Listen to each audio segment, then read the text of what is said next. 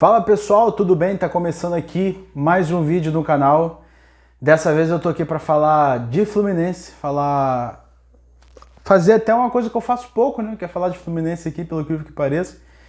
Mas antes de começar o vídeo, eu peço para você vir aqui, deixa seu like, deixa sua inscrição, me ajude. Chegamos a 431 inscritos. Feliz demais. Também gostei muito das visualizações do vídeo anterior a esse.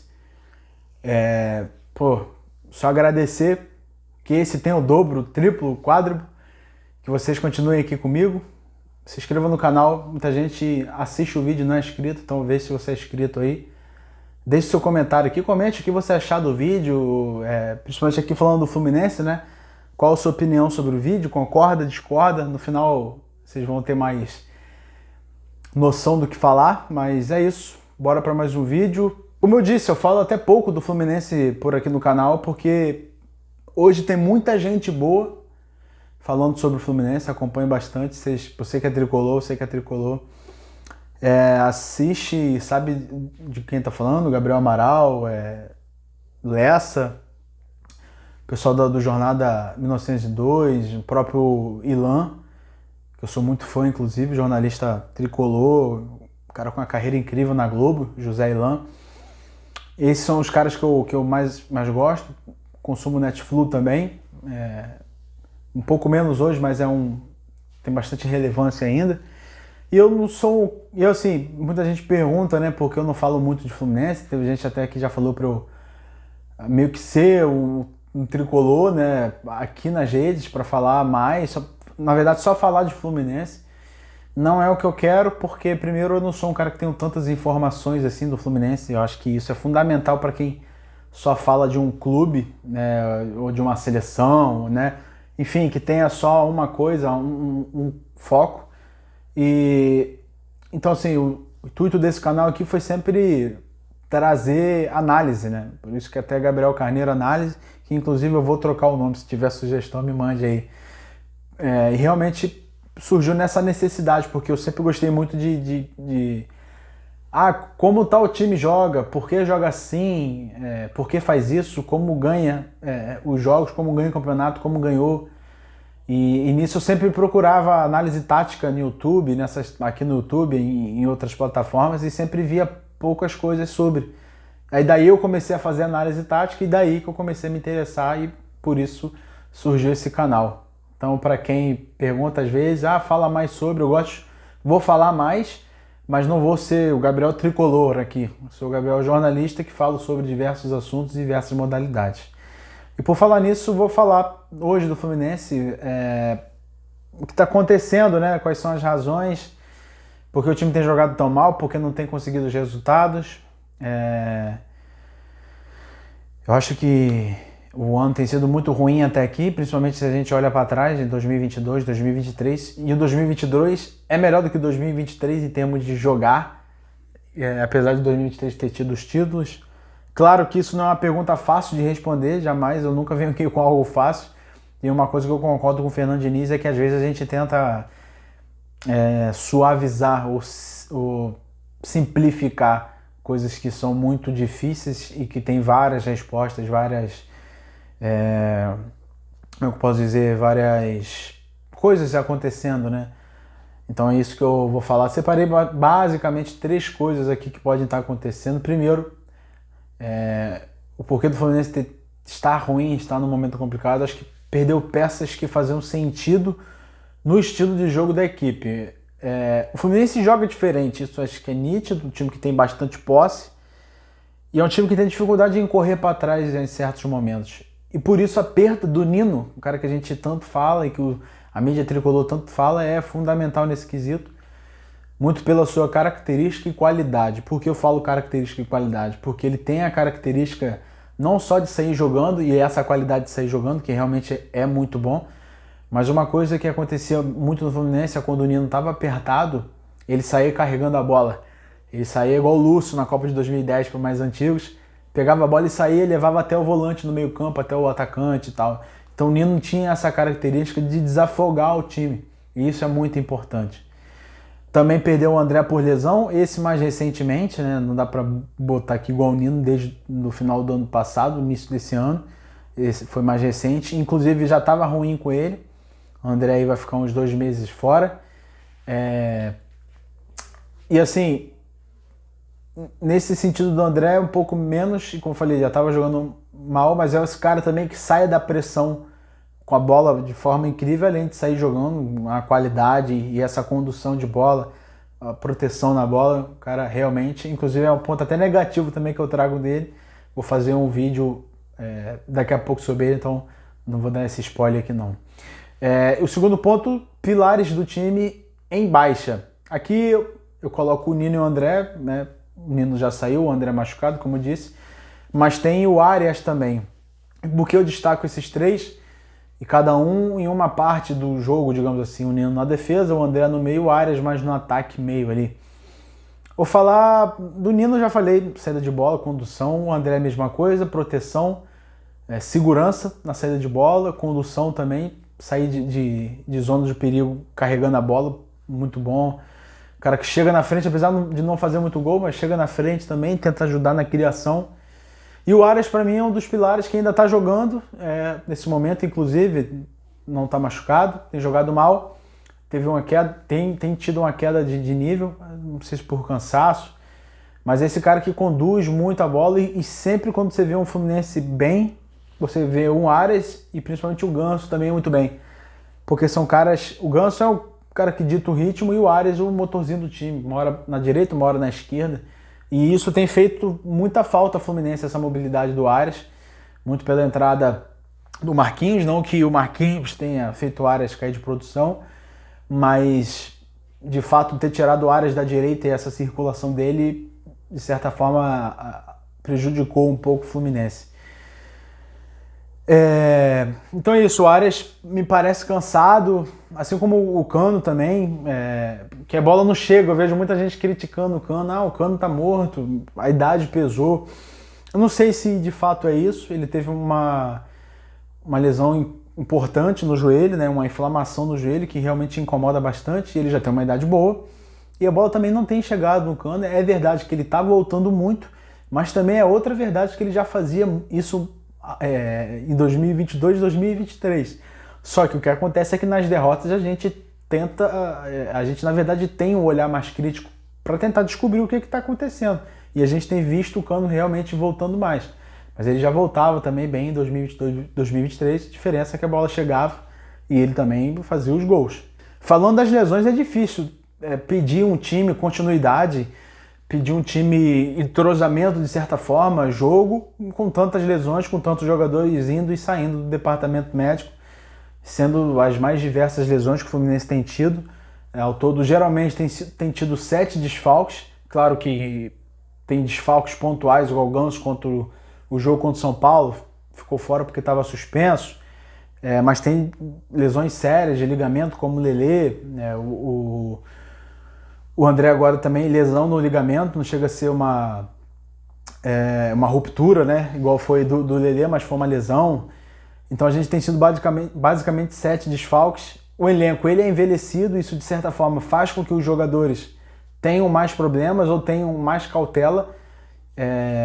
E é engraçado dizer isso porque é muito fácil a gente chegar aqui e falar que o elenco é envelhecido, por isso está se machucando tanto. Mas de certa forma não é tão verdade assim, porque a gente não vê os jogadores mais antigos se machucando direto. E como eu falei, as lesões que a gente tem tido, geralmente são lesões que a gente não tem como evitar, digamos assim. O Lelê é pancada, o André é pancada. O Gabriel Pires já vem de uma lesão desde o Botafogo, é um cara que eu não traria.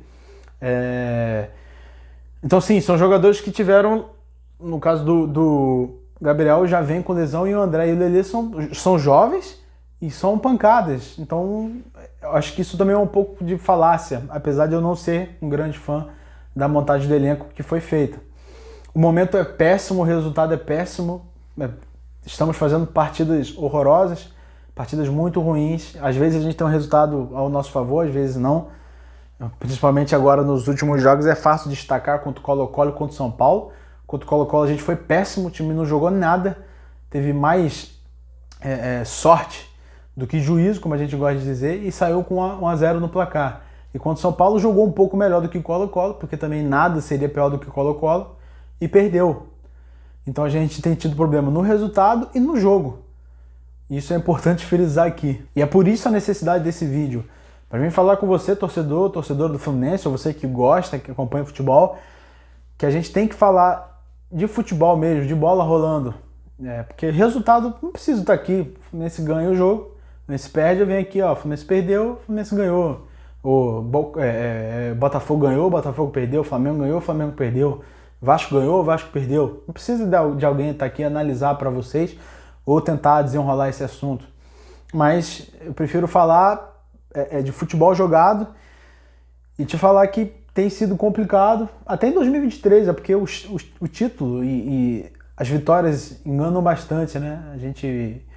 Todo time de futebol, quando ganha, precisa melhorar, e quando perde também precisa melhorar. E também não é o pior time do mundo. Então, se você fecha o olho ou não olha para a beirada do campo hoje, você vai tentar dizer que o time que tem jogado é do Oswaldo de Oliveira e até do Roger Machado ali. Não fala que é o Diniz, de tão ruim que tem sido. Mas apesar disso, eu não vejo o problema somente na técnica, como eu falei. Na verdade, eu acho que são 4 coisas que eu separo. Eu até tinha feito meio que uma escala, né, o que tem sido o maior problema para mim, mas acho que de fato isso meio que entra numa salada mista, porque uma coisa depende da outra, tá tudo entreligado, tá tudo próximo, né? Eu acho que eu separei 4 fatores Fluminense. Na verdade, 4 coisas de um time de futebol, de um jogador em si, que eu tenho visto que o Fluminense tem pecado.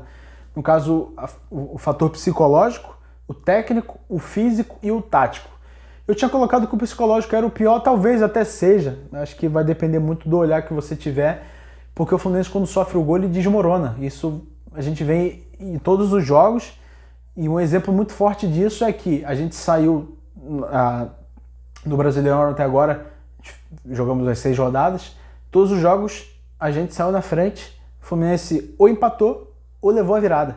A gente só tem uma vitória contra o Vasco, inclusive a gente saiu na frente, tomou um empate, não, a gente saiu na frente, fez o segundo, depois o Vasco fez 2-1 e quase fez o segundo, o Vasco chegou a fazer o segundo, só que estava, 5 centímetros impedido o jogador, e o impedimento foi dado e o gol foi feito, né? Bem marcado, mas, enfim, ainda teve polêmica nesse lance, né? Então, assim, a gente tem pecado nesse sentido, o time tem desmoronado quando toma o gol, fica muito nervoso, o time às vezes está jogando bem, toma o gol, parece que acaba o time, e isso, psicologicamente, o time está abalado, diferente do que era a temporada passada, que a gente conseguiu viradas, principalmente no Beira-Rio, não jogando nada, mas a gente conseguiu a virada lá, mas tendo um time muito forte mentalmente, que era o que o Fluminense era, de fato. O que eu falei, o técnico, a parte técnica hoje tem sido muito ruim, de vários jogadores. O Arias, o Cano, o Fábio tem falhado mais tecnicamente, não só agora, né, porque essa falha contra o São Paulo fica mais escancarada, mas de outra, até falhas defensáveis, né, realmente de defesa, não saindo jogando.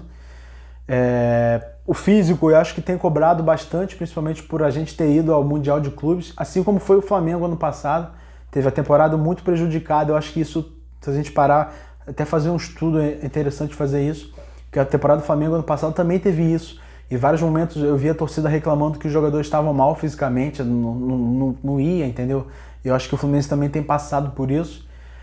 E o tático, Diniz, obviamente, quanto mais sucesso você faz, mais manjado você vai ser, mais estudado você vai ser e tem que arrumar soluções. E isso o Diniz às vezes não consegue. O Fluminense tem tido muito problema. Se um time defende muito, tem problema para propor o jogo, para furar essa retranca, que é algo natural, porque realmente é muito difícil.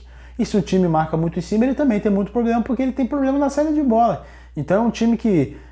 o Fluminense hoje precisa de um time que fique no meio do caminho, que é o melhor para ele. Às vezes ataca, às vezes marca em cima e marca errado e toma contra-ataque, ou um time que, sei lá, se fecha, mas deixa buracos, porque assim o jogo tem fluído melhor. Mas a gente não vai ver times que ficam nesse meio do caminho. Ou o time geralmente marca na frente ou marca mais atrás. É difícil ver um time muito espaçado assim. Então acho que isso de fato também tem prejudicado bastante o Fluminense. Essa parte tática tem que melhorar, a gente tem que arrumar mais soluções até dentro do próprio elenco. não consegue sair jogando, tem que jogar a bola para frente para o centroavante segurar. Cano não tem essa facilidade para isso. É um cara menor, um cara de baixa estatura, então precisa de outro jogador para fazer isso. Tentar bolas mais rápidas, saída em linha de 3, geralmente sai em 4, com os 2 volantes vindo, ou seja, tem que arrumar uma solução. O técnico também está lá para isso. O Fluminense, para você ter ideia, trazendo para contextualizar, o Fluminense tem a mesma pontuação do Criciúma, que tem 3 jogos a menos que ele. O Fluminense tem 5 pontos, o Criciúma tem 5 pontos, o Criciúma com 3 jogos a menos. 3 jogos a menos, isso é um absurdo. O Juventude tem 2 jogos a menos e também tem a mesma quantidade de pontos. Isso é um absurdo, isso é um negócio incrível. O Fluminense jogou 6 rodadas e tem 5 pontos. Só ganhou um jogo contra o Vasco. O Diniz fala que o time vem evoluindo. Sinceramente, eu não consigo enxergar isso em nenhuma fase do jogo, em nenhum momento do jogo. Tá menos pior em relação ao Colo-Colo São Paulo, como eu falei? Tá, mas aí é impossível ser igual ao Colo-Colo. Contra o Corinthians também, se a gente voltar um pouco atrás. Horrível, os caras andando em campo. Ganhou do Colo-Colo fora de casa, como eu falei, não sei como. Se voltar aquele jogo, a gente com certeza perde. Trazendo outros dados importantes, o Fluminense tem 17 jogos contra times de Série A, sendo do Brasil, do Paraguai e do Chile, pela Libertadores. A gente tem 4 vitórias em 17 jogos. O Fluminense venceu esse ano a LDU, o Colo-Colo 2 vezes e o Vasco, 4 vitórias. Não tivemos 2 vitórias seguidas no ano ainda. Não temos um início tão ruim do brasileiro desde 2006. Olha quanto tempo tem isso. Os últimos 20 jogos do Fluminense fora de casa no Campeonato Brasileiro de 2023 até agora, dos últimos 20 jogos, a gente tem 2 vitórias, 16 derrotas e 2 empates. As vitórias é até fácil falar porque são 2, Cruzeiro e Santos. Tá bom? Vejo muita gente falando que a gente não pode falar mal de Diniz, não pode falar da diretoria, do Mário. Tem que cobrar. O que tem acontecido? Então, eu acho que o elenco, a gente tinha fortalecido ele para esse ano, mas aparentemente não. Muitos jogadores não confiáveis, inclusive jogadores que eu realmente já não confiava, Douglas Costa, Gabriel Pires, no Botafogo já mostrava a técnica, mas não jogava quase, machucado, e quando entrava também parecia meio pesadão. Terãs, cara muito preguiçoso para jogar bola. Antônio Carlos desses também não é um bom jogador, mas principalmente o jogo contra o São Paulo foi muito bem. Foi um cara que teve pelo menos confiança para jogar. Felipe Alves jogou poucas vezes, quando jogou não demonstrou que veio. Lucumi nem jogou, nem joga, não dá para fazer uma análise do cara. Quando jogou de lateral. Estamos no meio de maio e até agora nada. Pouquíssimos jogos bons, nenhum jogo excelente. Mais ou menos jogos razoáveis. O melhor talvez tenha sido razoável para bom. Mas é isso, a gente também tem que cobrar Diniz, como eu falei, a diretoria, mas também tem que cobrar os jogadores, porque o jogo é dos jogadores. Se o Fábio erra na saída de bola, ele que toma a decisão se vai tentar jogar ou se vai chutar se tiver muita gente pressionando. Se o John Kennedy está na cara do gol, ele que vai errar o chute, ele que vai colocar o chutar forte. Isso aí é a decisão dele no campo. Então a gente tem que cobrar os jogadores também, que tem, o Fluminense tem uma folha salarial muito boa, muito forte, e precisa demonstrar muito mais em campo. Não sei, acho que é para começar a se preocupar já. Não quero a saída de Diniz, até porque não tem ninguém melhor no mercado para vir, até teria. Mas eu sei que o Fluminense não vai pegar, como Marcelo Gadiardo, como algum técnico estrangeiro argentino que vem fazendo um bom trabalho, Gabriel Reis, até o Crespo. Eu sei que não vai pegar esses caras porque o Mário não gosta.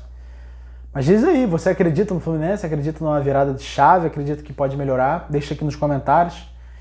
E é isso. Até o próximo vídeo e força para você, torcedor do Fluminense.